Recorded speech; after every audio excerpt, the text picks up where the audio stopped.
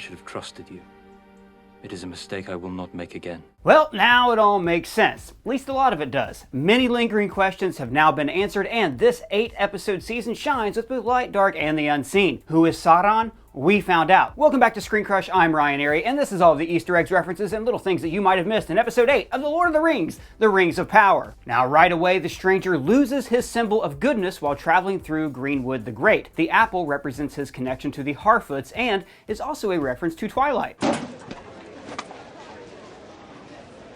Ella? Really? No, it could be a reference to Adam and Eve and the apple from the Tree of Knowledge, but that might be a stretch. It's Stretch Armstrong, if you ask me. As we have said in previous videos, Greenwood the Great is the immense forest that will eventually become corrupted and be renamed Mirkwood. The apple leads him to the three mystics, and we see that they are able to change their form as Tolkien once wrote that Sauron could do. The image of Nori, the most pure character on the show, and the one who told the stranger that he is good, takes the symbol of their connection and transforms into someone who is definitely not good at all. Speaking that he fell from the sky, much like Morgoth and Sauron once fell from grace. They want to worship and serve him because...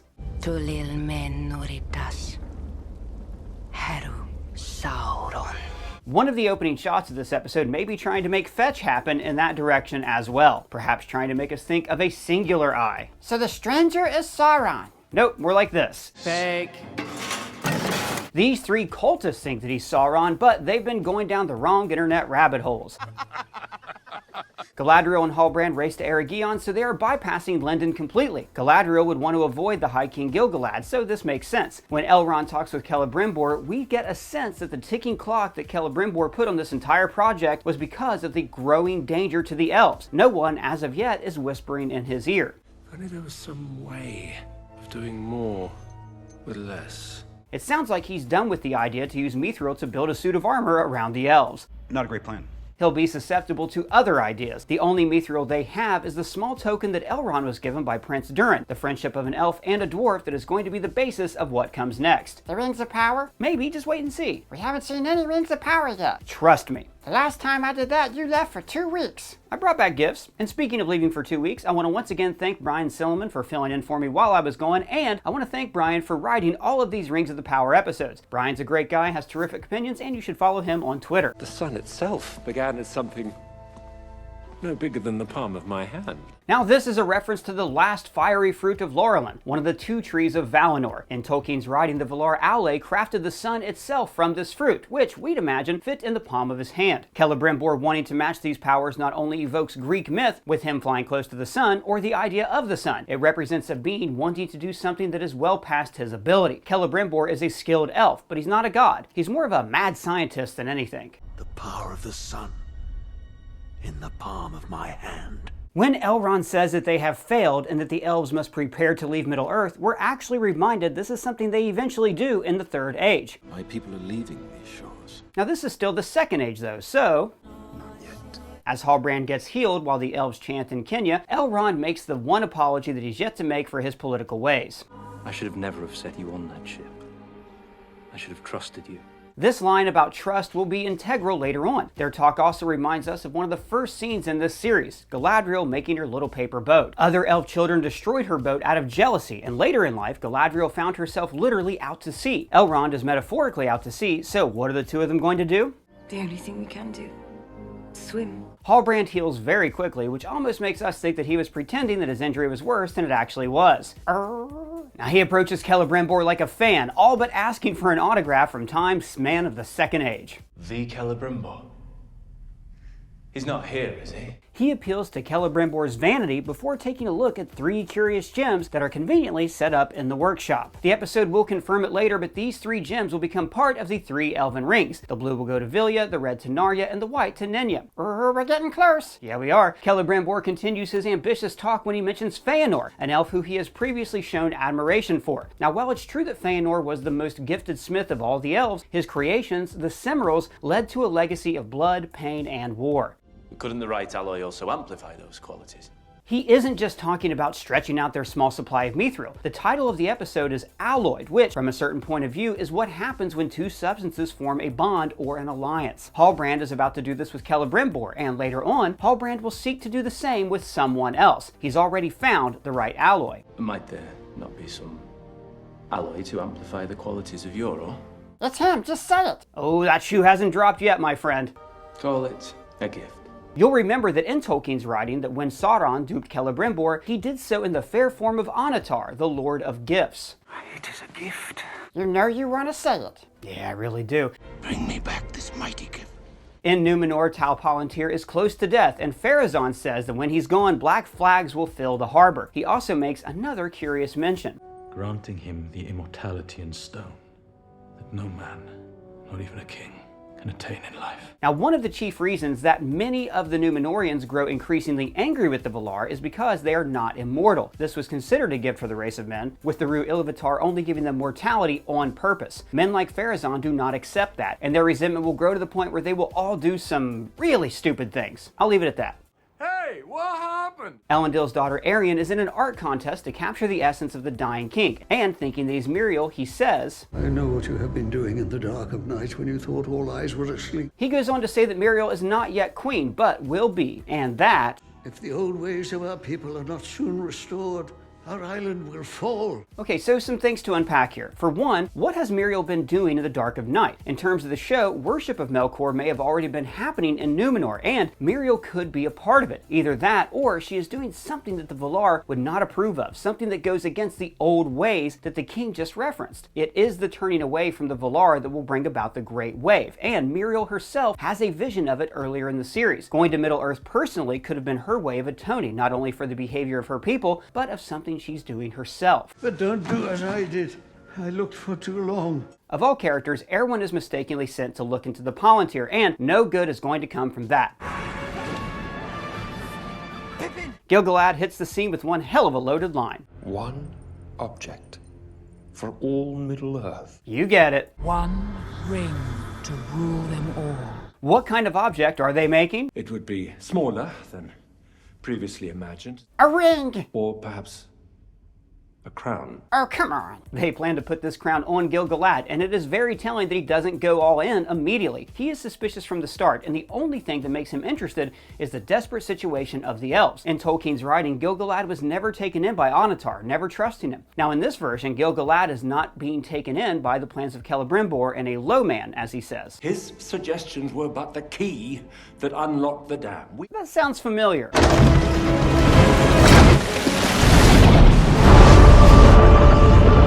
Celebrimbor goes too far, though. This is a power of the unseen world. This is what lets Galadriel know that not everything here is above board. In the premiere, she saw traces of the unseen world in Sauron's abandoned workshop, and knows not only that it is connected to him, but yet another power that should not be trusted. And not only that, but Adar pretty much said those exact words to Galadriel. Those words, power over flesh. Where did you hear them? Was Halbrand with you? She knows. The entire solution in my field of view, the arc of this case, is a tragedy of errors. When Gil-galad takes his leave, we see him holding Aegilos, his giant spear. Now, this is his weapon of choice, and the only one we see him wielding in his brief appearance in the prologue of Fellowship of the Ring. He tells Elrond this. It is a fool's hope, Elrond. Which immediately makes us recall this. Just a fool's hope. The work begins and we see Celebrimbor working closely with Halbrand. Much like how in Tolkien, Celebrimbor worked with Onatar. Celebrimbor isn't happy that he has only 3 weeks, but at least it isn't 2. Let's do it in 2 weeks! Hey! When Halbrand connects with Galadriel, he says this. Someone like me, working with the elven smiths of Eregion. A mortal man, or the former number 1 to Morgoth. Push me to heights that no one else could have. So, Galadriel and Halbrand form an alloy which brings out the true strength of each other. Galadriel seems pretty creeped out, but maybe it's for the greater good. How can this be for the greater good? The greater good. Shut it! When the 3 mystics plan with the stranger, still thinking that he's Sauron, they reference the stars that he's looking for and call the constellation the Hermit's Hat. As far as we know, that's not a thing that Tolkien wrote about, but if you really squint and look at the form of these stars, it almost looks like Gandalf's signature hat. Stretch Armstrong. Gandalf wasn't a hermit though, so maybe not. Radagast was a hermit, and this outline looks more like his hat. But whatever, no need to put a hat on a hat. What's more important is where the mystics say these stars can be seen. Where the stars are strange, the lands of Rune. In the Council of Elrond in the book The Fellowship of the Ring, Aragorn says that he himself has ventured to both Rhûn and Harad, where the stars are strange. It is also where the two Ishtari, the blue wizards, once traveled, and Saruman may have gone with them. Saruman returned, but the blue wizards, and their Maiar names are Alatar and Palando, never came back at all. Where you will be known at last for who you truly are. The three of them hype him up as Sauron before knocking him out. As we've seen, the stranger doesn't really have control over his powers. They play more shape-shifting games when the Harfoots arrive. Sadik gets a dagger in the chest, but look who comes to their rescue. He starts laying these fools out, at least until their leader closes their eye-crested staff to fling the stranger around a lot like this. But you have elected the way of pain! Now Sadik isn't dead yet, and he stabs one of the mystics in the foot. It made us think of Frodo stabbing an orc in the foot in Fellowship, something that the animated movie also uses. The Shire! It also made us think of this. Like hobbits, the Harfoots are proficient with throwing rocks. Tolkien wrote that hobbits could be lethal with rocks, and we see this depicted a few times in the movies. A fine hit. When Nori offers the stranger the mystic staff, he doesn't want to accept it. I will hurt you again. She's able to break through the mind games, saying that only he can truly show who he is. Only you can show what you are. It's not who I am underneath, but what I do that defines me. Now Gandalf, the stranger, gets up and bids the mystics return to the shadow. Back to the shadow!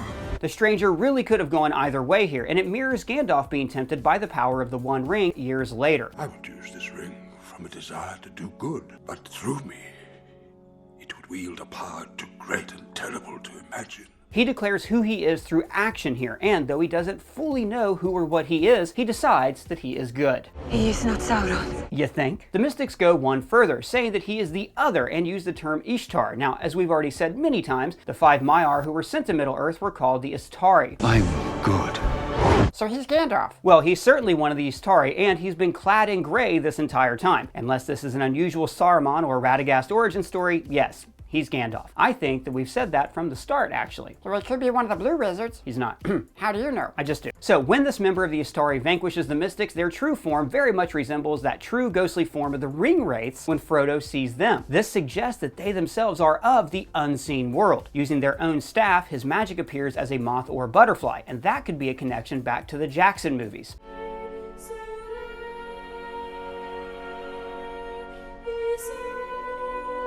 The staff vanishes. Now, it wasn't his first staff, and it won't be his last.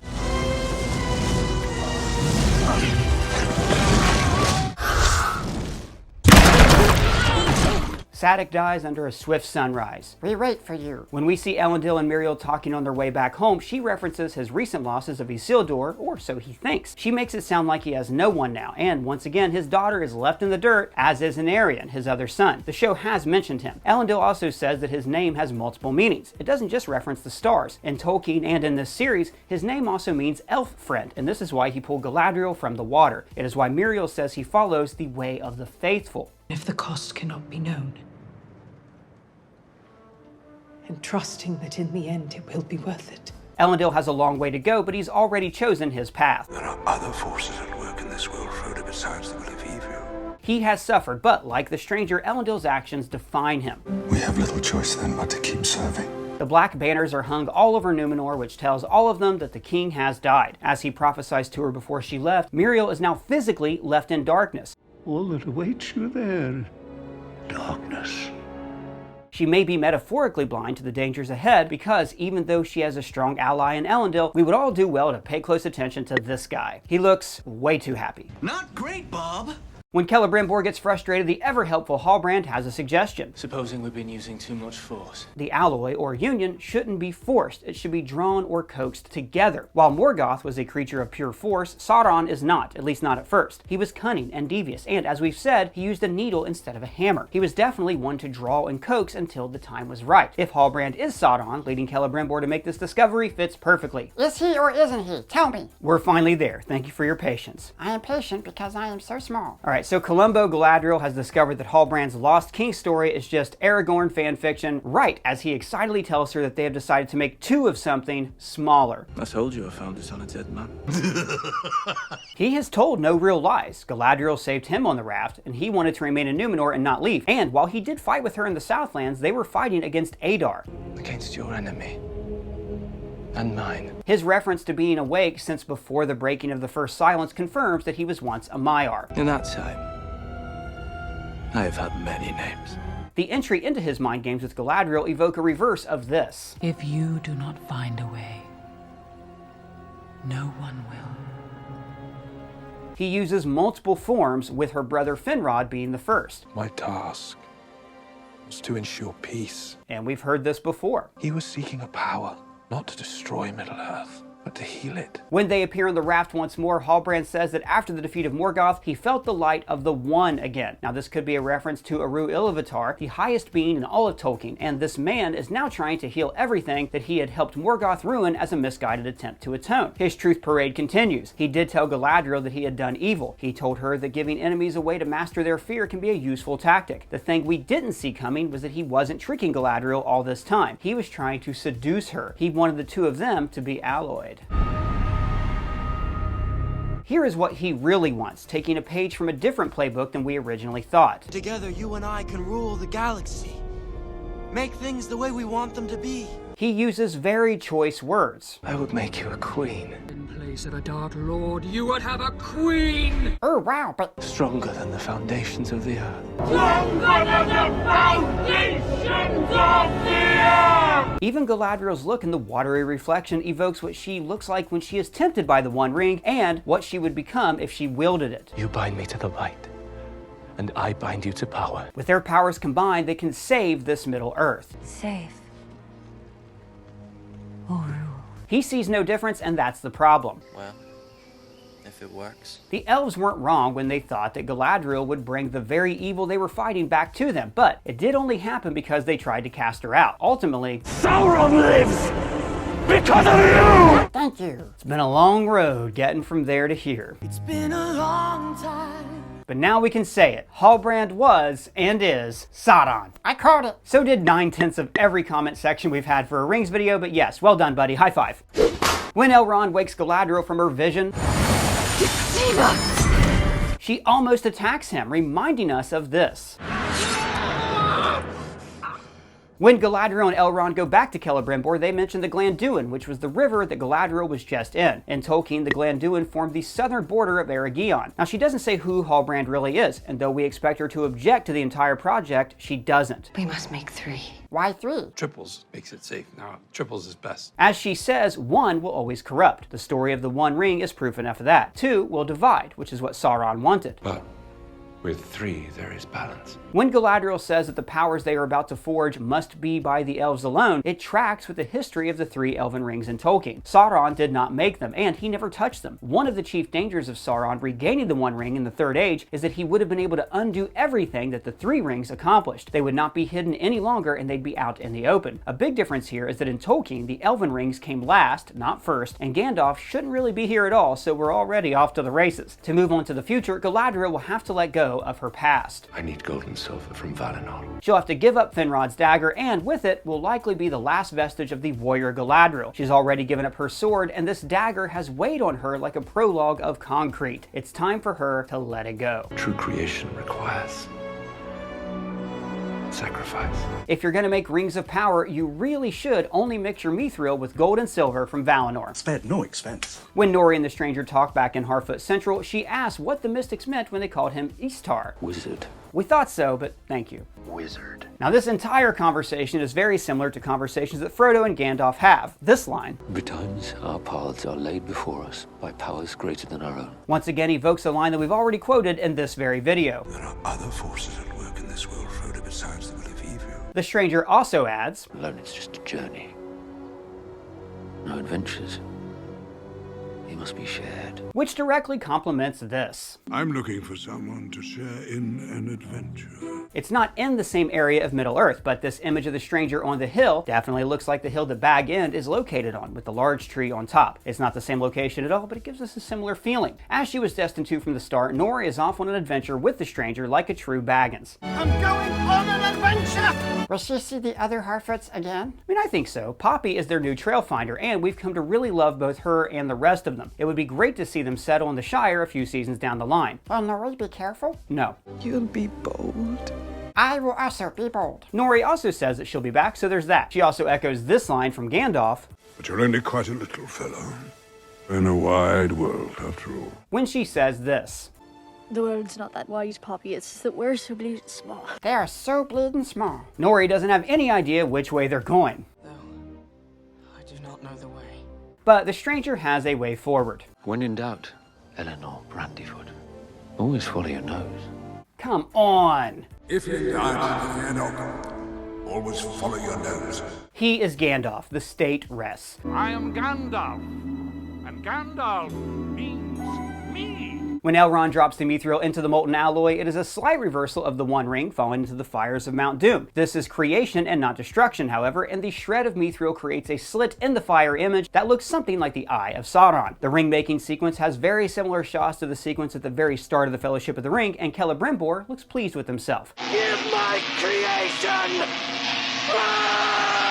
Elrond discovers the secret of Halbrand, but he doesn't put a stop to anything or tell anyone. He only shares a knowing place with Galadriel, making us recall a line that Galadriel telepathically shared with him in the movie The Two Towers. It is the risk we all took. At long last,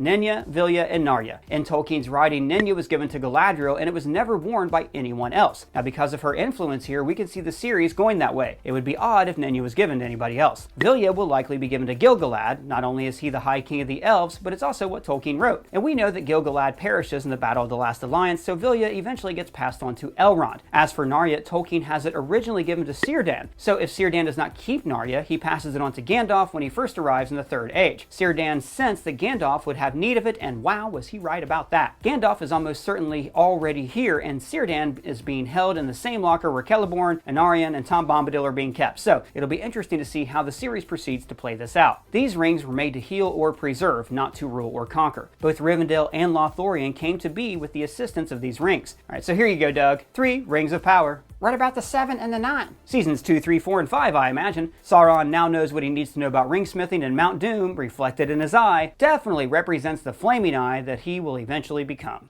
One does not simply walk into Mordor. Unless you're Halbrand Sauron von Sauron I, in which case you can strut right in. We're sure he'll thank Adar for his new army of orcs before killing him, and he'll do away with any kind of orc freedom too. Soon enough, every orc in Mordor will be singing like this. Where there's a whip, we don't want to go to war today. His walk towards Mount Doom is a lot like Frodo and Sam's descent many, many years later. Much like Peter Jackson's movies, the season ends with a song. Series composer Bear McCree worked with Fiona Apple on the tune, which takes its lyrics directly from Tolkien's famous verses about the Rings of Power, in the land of Mordor, where the shadows lie. Though the series finale answered a lot of questions, especially the Halbrand Sauron mystery box, there is still a lot left for future seasons. We've seen the 3, but now it's time to see the 7, the 9, and the 1. Sauron will return to Numenor in some form, and will surely visit the dwarves as well. Now we're still wondering about Celeborn, and who knows what the stranger and Nori will find en route. Some of the biggest questions of all, though. But still, where did the lighter fluid come from? To say nothing of... What does God need with a starship?